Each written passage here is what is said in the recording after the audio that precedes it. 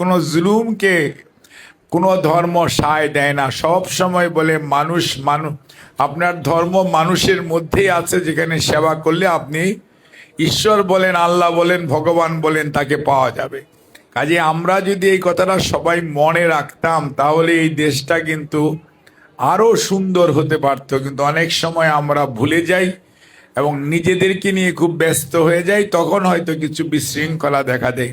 কাজে আজকে যে শিক্ষা উনি দিচ্ছেন যে আপনি সকল ধর্মের, আপনি গির্জাতেও যান, ওই চার্চের ফাদারও ঠিক একই কথা বলে, মসজিদে যান, ইমাম সাহেবও একই কথা বলে। কিন্তু বাস্তবতা হচ্ছে আমরা যারা মানে ভক্তকুল, তাদের মধ্যে 2-4 জন আমরা হয়তো অ্যাকচুয়ালি ঠিক মতো নাচ শোনার কারণে, না বুঝার কারণে আমাদের মধ্যে কিছু কিছু বিক্ষিপ্ত ঘটনা ঘটে।